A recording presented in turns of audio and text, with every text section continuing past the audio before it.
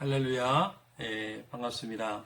예, 우리가 이 코로나 사태로 인해서 한동안은 영상을 통해서 여러분들 말씀을 전해야 될 것 같습니다. 여러분 좀 불편하시더라도 이해해 주시고 하나님 말씀 우리 들었으면 좋겠습니다.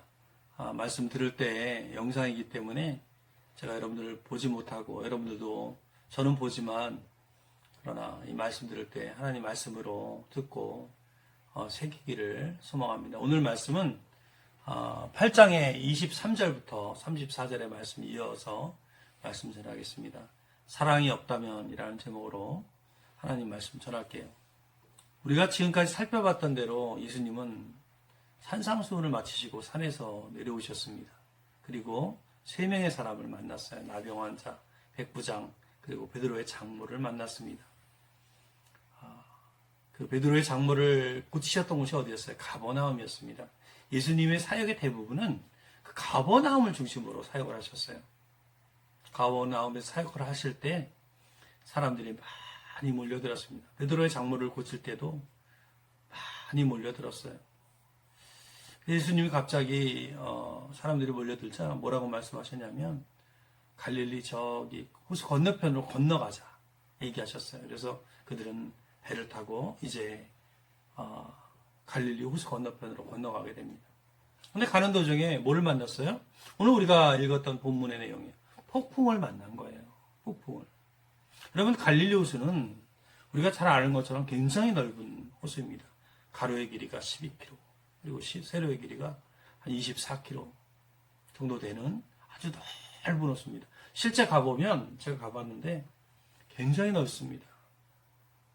멀리 헬몬산에서 내려오는 바람이 불면 파도까지 칩니다. 마치 그래서 호수가 아니라 바다 같습니다. 성경에서는 그래서 한편에서는 바다라는 표현을 쓰기도 했습니다. 파도가 치면 폭풍 같은 그런 파도가 칩니다. 배가 흔들흔들 거리죠. 근데 예수님과 제자들과 함께 이 호수를 건널 때는 더 파도가 크게 쳤던 것 같아요. 파도가 치니까 제자들은 두려워했습니다. 근데 예수님께서는 뭐하고 계셨어요? 주무시고 계셨어요. 그래서 제자들이 급한 마음에 예수님을 부릅니다. 25절 말씀해 보니까 뭐라고 이야기하고 있어요? 우리 같이 한번 크게 읽겠습니다. 그 제자들이 나와 깨우며 이르되 주여 구원하소서 우리가 죽겠나이다. 제자들이 무서웠던 것 같아요. 주여 우리를 구원하소서 이렇게 이야기하고 있어요. 그러자 주님은 일어나셨어요. 일어나셔서 어떤 행동을 하셨습니까? 26절에 보면 나와요. 우리 한번 읽어볼까요? 시작. 예수께서 이르시되 어찌하여 무서워하느냐 믿음이 작은 자들아 하시고 곧 일어나사 바람과 바다를 꾸짖으시니 아주 잔잔하게 되거늘. 제자들에게 믿음이 작은 자들아 라고 이야기하시고 바다를 꾸짖으셨습니다. 그리고 아주 잔잔하게 됐다 성경은 이야기하고 있습니다. 얼마나 놀라운 일입니까? 그것을 본 사람들의 반응이 어땠어요? 27절에 보니까 뭐라고 표현하고 있어요? 27절 말씀 읽겠어요. 그 사람들이 놀랍게 여겨 이르되 놀랍게 여겼다라고 이야기했어요. 여러분 백부장이 내 하인의 병을 고쳐달라고 이야기했을 때도 예수님께서 놀랍다는 장면 기억나시죠? 그때 썼던 그 표현이 뭐였어요? 다음하소라는 표현이에요. 대단히 놀랍다라는 거예요. 사람들의 반응은 대단히 놀랍다. 그러면서 그 후반부에 보면 뭐라고 하냐면 이 사람이 어떤 사람이길래 바다까지 순종하는가 라고 이야기하는 것입니다. 이렇게 기가 막힌 방법으로 바다를 꾸짖으셨어요. 이 사건 후에 그들은 그 갈릴리 호수를 건너갔습니다. 근데 그곳에서 또 특별한 사건을 경험하게 됩니다. 본문을 뭐라고 얘기해요? 28절에 보니까 이렇게 표현하고 28절 또 예수께서 건너편 가다라 지방에 가심에 귀신 들린 자 둘이 무덤 사이에서 나와 예수를 만나니 그들은 몹시 사나워 아무도 그 길로 지나갈 수 없을 지경이더라. 이 말씀에 보니까 예수님이 누구를 만났어요? 거기서 귀신 들린 사람을 만나는 거예요. 두 사람이 있었어요. 근데 이 사람이 어떻다고 표현하고 있어요? 그들은 몹시 사나웠다. 여러분, 사나움은 어떻습니까? 굉장히 험악합니다. 귀신 들린 사람 본 적 있어요? 저는 봤어요. 얼마나 사나운지 모릅니다. 사람들이 그 길로 지나가지 못할 지경이었더라, 이렇게 표현하고 있어요. 아마도 그 무덤 사이를 막 뛰어다녔던 것 같아요. 근데 예수님은 그 길을 가신 거예요. 근데 그 길을 가셨을 때 예수님이 그들을 알아보셨죠. 근데 그들이 먼저 예수님을 알아본 거예요. 그리고 29절에 뭐라고 표현하고 있습니까? 우리 한번 같이 크게 읽어볼게요. 이에 그들이 소리질러 이르되 하나님의 아들이여 우리가 당신과 무슨 상관이 있나이까? 때가 이르기 전에 우리를 괴롭게 하려고 여기 오셨나이까 하더니. 여기 보면 때라는 표현이 나와요. 여러분, 여기서 때라는 것은 어떤 때를 이야기하는 거예요? 종말의 때를 얘기하는 거예요. 여러분, 종말의 때가 오면, 이 세상이 끝나는 때가 오면 귀신은 어떻게 됩니까? 하나님 심판을 받습니다. 그리고 그 심판을 받고 그 귀신은 어디 가요? 무적행에 갇히게 되는 거예요. 그때가 되면 하나님에 의해서 괴롭게 되는 거죠. 근데 그때가 안 됐는데 왜 왔냐는 거예요. 그리고 그 귀신 들린 자 둘이 다시 말하기를 31절에 보니까 뭐라고 이야기하고 있어요? 우리 크게 한번 읽어보겠습니다. 귀신들이 예수께 간구하여 이르되 만일 우리를 쫓아내시려면 돼지떼에 들여보내 주소서 하니. 그 두 사람 안에는 귀신이 있었던 거예요. 근데 한두 귀신이 아닌 거예요. 성경에 보니까 거기에 보면 뭐라고 이야기하고 있어요? 군대 귀신이라는 거예요. 여러분, 군대는 헬라어로 레기온, 군단인 거예요. 군단이라는 단위가 나라마다 역사마다 다르지만 로마 시대 기준으로 봤을 때 그 레기온, 그 군단은 한 3,000명에서 6,000명 정도 됐다는 것입니다.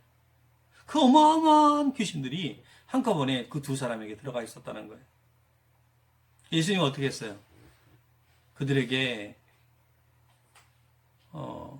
그 전의 말씀이죠. 32절 한번 앞으로 좀 넘겨주시면 좋겠습니다. 우리 한번 같이 한번 크게 읽어보겠습니다. 그들에게 가라 하시니 귀신들이 나와서 돼지에게로 들어가는지라 온 때가 비탈로 내리다라 바다에 들어가서 물에서 몰사하거늘. 그 귀신들이 다 어디로 들어갔어요? 돼지에게 다 들어간 거예요. 그래서 가만히 있던 그 돼지 수천 마리가 깨끗거리면서 바다로 뛰어들어 죽습니다. 얼마나 많은 돼지입니까? 지금 돼지 한 마리가 얼마예요? 한 마리에 50만 원 정도라고 치면 수억이 되는 거예요. 한 10억 정도 되는 그 많은. 그 모습을 지켜보는 사람들이 있었어요. 누가 지켜봤어요? 그 돼지를 돌보던 사람들. 또 그 동네에 그 돼지의 주인들도 있을 거예요. 그 사람들이 보고 굉장히 놀랐습니다. 어떻게 반응했습니까? 33절에 보니까 뭐라고 표현하고 있어요? 치던 자들이 달아나 시내에 들어가 이 모든 일과 귀신 들린 자의 일을 고하니 온 시내가 예수를 만나려고 나가서 보고 그 지방에서 떠나시기를 간구하더라. 이 기적들을 많은 사람들이 봤습니다. 온 시내가 예수를 만나려고 나가서 보고 라고 표현하고 있어요. 근데 그 지방 사람들은 뭐라고 이야기했어요? 그 지방에서 떠나기를 바랬다. 왜 떠나기를 바랬습니까? 자신들이 본 손에 이 예수님이 여기에 머물다가는 자신들이 자신들의 재산을 더 잃을 것 같다는 생각이 들은 거예요. 떠나달라고 간청한 거예요. 예수님이 놀라운 기적을 일으켰다는 것을 그들은 봤어요. 그런데 떠나달라고 간청하는 것입니다. 여러분, 사랑하는 성도 여러분, 이 거라사 사람들처럼 우리도 무엇이 참된 가치고 무엇이 세상의 가치인지 우리가 어떻게 하는 것이 하나님을 따르는 것인지 모를 수 있다는 거예요. 그들은 왜 간청한 거예요? 기적이 그들을 위한 기적이 아니었기 때문에 그런 거예요. 그 기적이 자신의 필요를 채워주는 것이라면 그들은 주님을 찾았겠지만 그 기적이 자신에게 손해를 가져오는 기적이었기 때문에 그들은 주님을 찾지 않고 떠나달라고 한 것입니다. 주님이 전에 어떤 말씀을 하셨습니까? 요한복음 6장에 보면 뭐라고 이야기하셨어요? 내가 진실로 너희에게 이르노니 너희가 나를 찾는 것은 표적을 본 까닭이 아니요 떡을 먹고 배부른 까닭이로다. 여러분, 우리가 기적을 보면 예수님을 잘 믿을 것 같죠? 그렇지가 않습니다. 이 사람들도 그랬어요. 애굽을 떠났던 가나안 사람도 어땠습니까? 가나안을 향했던 그 이스라엘 백성들 어땠습니까? 수많은 기적을 봤습니다. 수많은 기적을 봤어요. 그러나 그들의 신앙이 어땠어요? 달라지지 않았어요. 사람이란 그런 존재인 것입니다. 여러분, 우리가 요즘에 코로나 때문에 일상을 잃어버렸어요. 여러분, 일상이 기적인 거 아십니까? 일상이 기적이에요. 우리가 요즘에 뼈저리게 느끼고 있습니다. 일상이 너무나 고맙다는 거, 함께 예배를 드린다는 게 너무나 고맙다는 거. 우리는 기적을 보았지만, 우리의 믿음을 세우지 못했던 것을 봅니다. 회개해야 되겠죠. 기적과 표적은 사람들에게 믿음을 생기도록 하는 것이 아니라 탐욕만을 자극할 수 있다는 것입니다. 우리 신앙도 기적만을 추구하는 그런 신앙이라면 우리가 참된 신앙생활을 하지 못하고 잘못된 믿음 생활을 할 수 있다는 것입니다. 여러분, 대개 잘못된 믿음 생활은 두 가지로 흐릅니다. 첫 번째는 무엇입니까? 내 이익을 위해서 자기 중심적인 종교 생활하는 거예요. 내 이익만을 위해서. 교회를 찾아도, 예수를 믿어도, 신앙을 가져도 내 이익을 위해서 하는 거예요. 또는 기적을 바라고 마치 신천지 사람들처럼 종말에 구원될 자신만 생각하고 모든 건 내려놓고 천륜도 버리고 극한 이기주의 속에서 종말론자들처럼 사는 거예요. 이렇게 코로나 때문에 힘들고 어려운 이 상황 속에서도 그들은 격리의 상황으로 들어가지도 않고 정부를 도와주지도 않습니다. 그 사람들 그래요. 여러분, 내 신앙이 허황된 기적만을 기대한다면, 그런 신앙을 추구한다면 참된 믿음이 아니라는 것입니다. 여러분, 요즘에 기독교인들이 감소하고 있습니다. 무엇을 이야기하는 거예요? 기독교인들이 온전하지 않다는 지표입니다. 이런 와중에도 신천지는 어때요? 성도들이 는다, 신도들이 는다, 자랑합니다. 그들은, 여러분, 이 기적적인 것에 열망하고 있어요. 신비적인 것에 열망하고 있어요. 그들이 어떤 기적을 바라요? 어떤 기적을 바라고 있습니까? 자신들이 14만 4천 명이 들어간다는 거예요. 그래서 예전에 그 신천지 신도가 얼마 없을 때는요, 그렇게 선전했어요. 14만 4천 명의 당신들이 들어가고, 당신들은 그 14만 4천 명에 들어가면 하늘나라 가서 제사장이 되어서 사람들을 다스리게 될 거라고. 지금은 신도가 얼마나 많습니까? 30만 명 가까이 되잖아요. 근데 지금 와서 사람들한테 뭐라고 이야기하는지 아십니까? 진성 성도만 들어간다는 거예요. 이들은 이렇게 거짓말을 계속해요. 무엇이에요? 그들은 그런 곳에 들어갈 수 있다라고 하는 그 환상, 그 기적에 사로잡혀 있는 거예요. 그들이 바라는 기적은 현실 도피고요, 신비주의입니다. 시한부 종말론인 것입니다. 사랑하는 성도 여러분, 신비주의와 기적에 대한 열망은 참된 믿음이라고 보기 어렵습니다. 여러분, 아멘입니까? 떡을 얻어먹고 싶어서 그것에 몰려드는 사람과 다를 바가 없다라는 것입니다. 여러분, 이만희 보세요. 재산이 얼마나 많아요? 재산이 수십억이에요. 그 신천지 현금 흐름을 보면 1조 5천억이나 된대요. 거기에 핵심 간부들은 어떻습니까? 그 만몬의 잔치를 벌이고 있는 거예요. 신도들은 구원을 추구하지만 구원에 대한 탐욕만 있습니다. 그리고 그 핵심 간부들 그걸 이용해요. 그들이 보통 그 집화장들이요, 월급이 200만 원밖에 안 된대요. 그런데 그 신천지에 오랫동안 있는 동안에 재산을 축적했는데 100억이 넘는다는 것입니다. 얼마 전에 기사로 나왔잖아요. 그걸 모르고 맹신하는 저 세례당한 그 신천지 사람이 얼마나 불쌍합니까?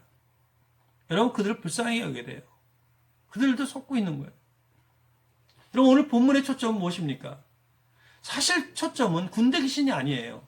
다시 한번 말씀 볼게요. 32절에 보면 뭐라고 이야기했어요? 우리 크게 한번 읽어볼게요. 시작. 그들에게 가라 하시니 귀신들이 나와서 돼지에게로 들어가는지라.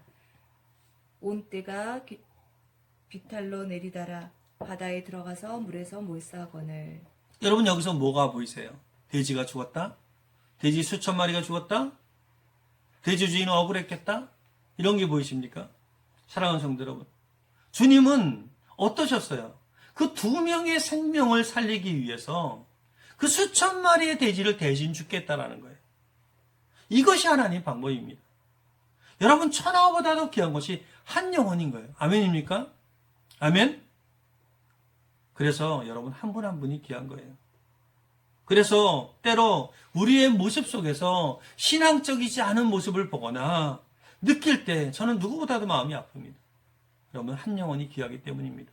사랑하는 성도 여러분, 주님은 우리를 구속하시기 위해서 십자가를 지심으로 자신의 전생애를 드렸습니다. 우리를 위해서 죽으셨어요. 한 영혼 한 영혼을 살리시려고 자신이 대속물이 되셨습니다. 주님의 방법은 무엇이었습니까? 죽는 거였어요.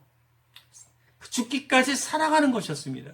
성경은요, 전체를 보면 뭐예요? 사랑이에요, 사랑. 더 큰 것이라도 내놓을 수 있는 그 사랑. 사랑의 순종이었습니다. 여러분, 아멘입니까? 우리가 나무가 살아있다는 것을 어떻게 알 수 있어요? 싹과 잎사귀를 보고 마지막에 뭘 봅니까? 열매를 봅니다. 열매가 그 나무가 살아있다는 증거예요. 열매가 있는 곳에 뭐가 있어요? 생명이 있는 것입니다. 여러분, 그러면 그리스도인이나 교회가 살아있는지 어떻게 알 수 있어요? 사랑이 있는지 보세요. 여러분 안에 사랑이 있는지. 사랑이 있는 곳에 생명이 있는 것입니다. 아멘입니까?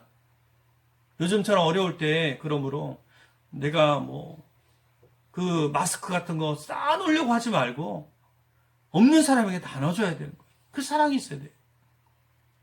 누가 아프지 않을까 안부도 묻는 거예요.